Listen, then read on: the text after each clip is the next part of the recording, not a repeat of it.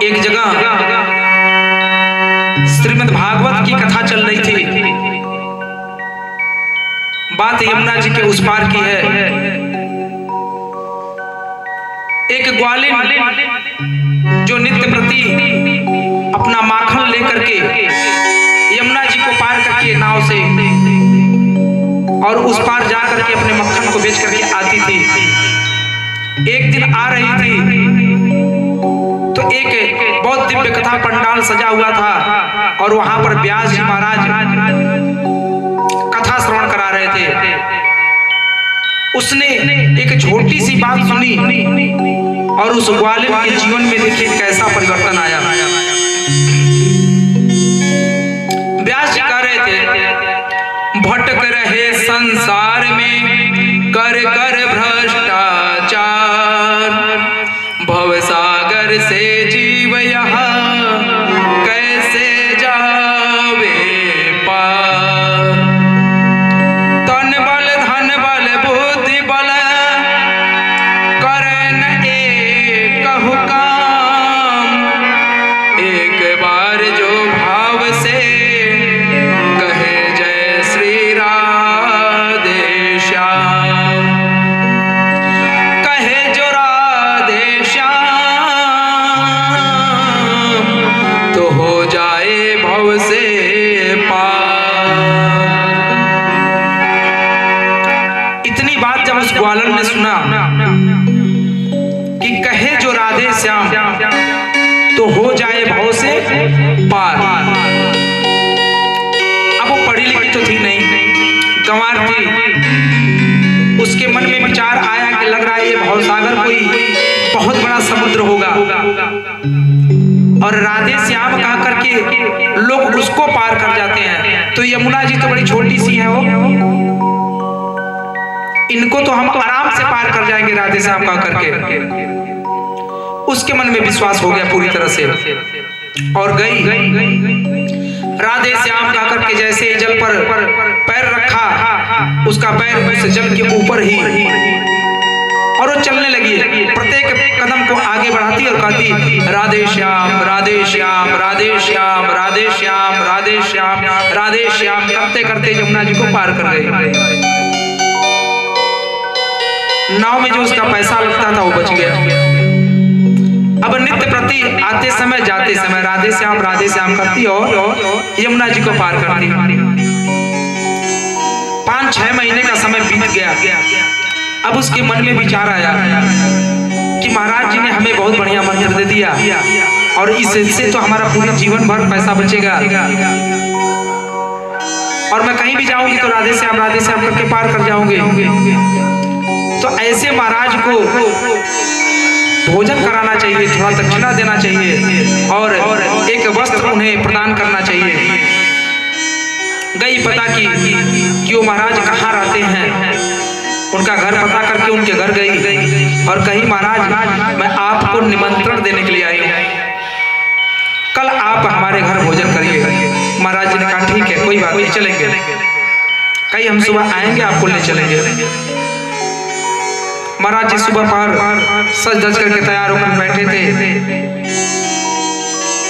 खूब बढ़िया luck luck dhoti kurta झाड़ करके तिलक होकर लगाया, माला पाना कड़ाऊ धारण करके एक सोटा लिए महाराज और जैसे ही ग्वालन पहुंची उनके साथ चल दिए। अब जिधर से ये जाती थी राधे श्याम कहते हुए उधर ही ले गई।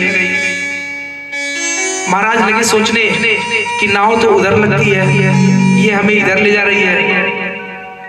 फिर सोचे कि हो सकता है किसी छोटी नाव की व्यवस्था की होगी।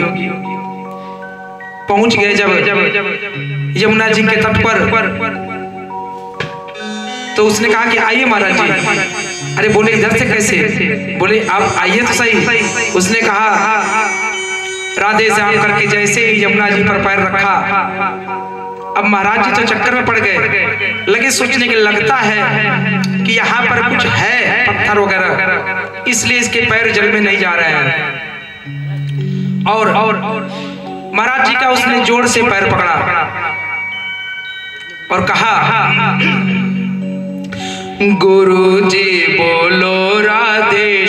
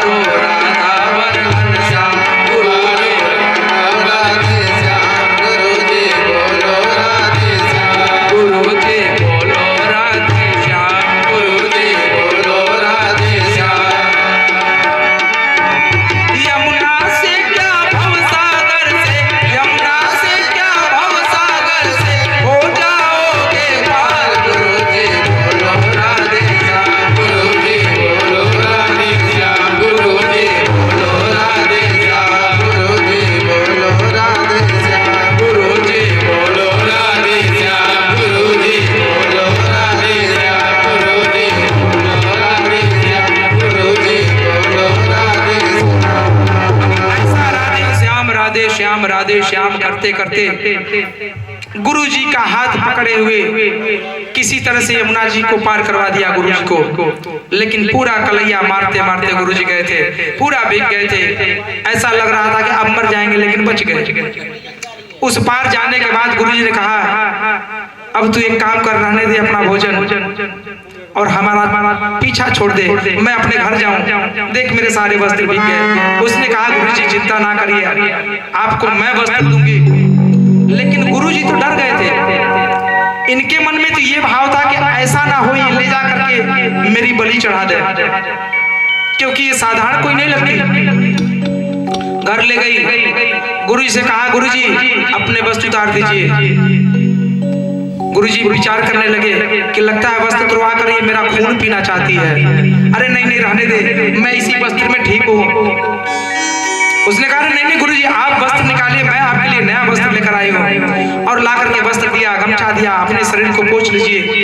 गुरुजी को पुनः फिर से तैयार करवाया और दिव्य उन्हें भोजन कराया। भोजन कराने के बाद दक्षिणा दिया।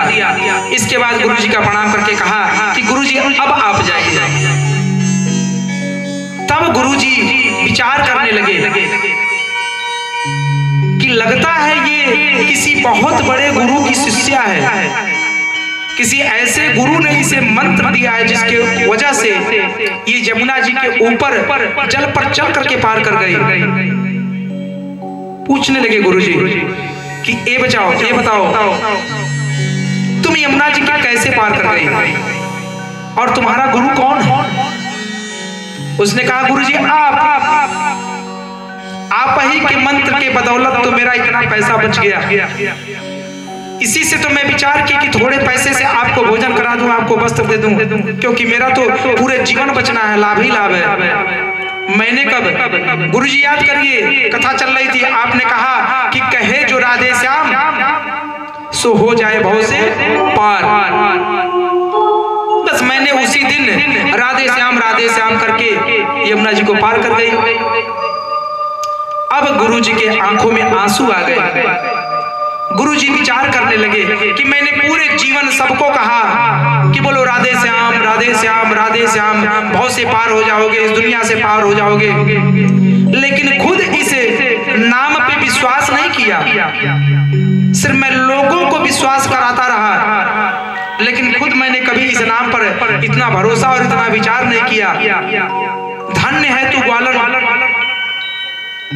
आज तुम्हारी वजह से तेरा ये गुरु भी, हमको भी ज्ञान हो गया, हम भी धन्य हो गए। और आज तो हम भी प्रण करते हैं कि चाहे उस यमुना जी में डूब के मर क्यों न जाए, लेकिन राधे श्याम नाम के सहारे ही इस यमुना जी को पार करेंगे। आया गुरुजी ने भी यमुना जी पर राधे श्याम करके जैसे ही पूरे विश्वास के साथ, श्रद्धा के साथ जैसे ही राधे श्याम कहा करके उस जल पर पैर रखा, गुरुजी का भी पैर नहीं डूबा। अब गुरुजी को पता चल गया कि नाम में नहीं विश्वास में शक्ति है। नाम फलीभूत तभी होगा जब हमारा उस पे अडिग भरोसा होगा। अगर भरोसा नहीं तो फिर कुछ नहीं होने वाला है। जिन्हें भगवान पर भरोसा होता है, भगवान उन्हीं का कल्याण करते हैं।